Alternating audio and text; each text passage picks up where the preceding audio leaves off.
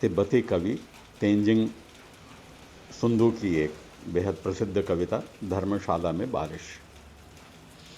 अंग्रेजी से हिंदी अनुवाद अनुराधा सिंह ने किया है। जब धर्मशाला में बारिश होती है, बूंदें हजारों की संख्या में मुक्केबाजी के दस्ताने पहन करती हैं आक्रमण और पीटती हैं मेरे कमरे को।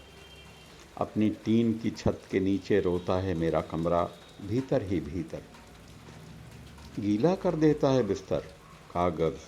कभी कभी सयानी वर्षा पीछे से प्रवेश कर लेती है मेरे कमरे में। धोखेबाज दीवारें अपनी एड़ियाँ उठाकर कमरे में छोटी सी बाढ़ लाने की अनुमति दे देती हैं।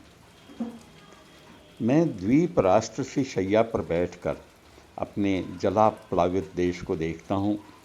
आज़ादी पर लिखी टिप्पणियाँ, जेल के दिनों के वृत्तांत, कॉलेज के मित्रों के पत्र, डबल रोटी का चूरा और मैगी नूडल्स सतह पर आ जाते हैं फुर्ती से, जैसे अकस्मात याद आ जाना किसी भूली हुई बात का। यंत्रणा के 3 महीने, सुई सी नोक वाले चिनार में मानसून, धुला झिलमिलाता हिमालय गोधूली घाम में चमक रहा है। जब तक शांत नहीं हो जाती वर्षा, पीटना बंद नहीं करती मेरे कमरे की छत को, मुझे सांत्वना देनी होगी अपनी टीन की छत को, जो डटी है ब्रिटिश राज के दिनों से अपनी कर्तव्य वेदी पर। यह कमरा बन चुका है शरण स्थली कई बेघर लोगों की। अब इस पर कब्जा है नेवलों, चूहों, छिपकलियों और मकड़ियों का। आंशिक रूप से किराए पर लिया गया है मेरे द्वारा। घर के नाम पर भाड़े का एक कमरा अभिमान रहित अस्तित्व है।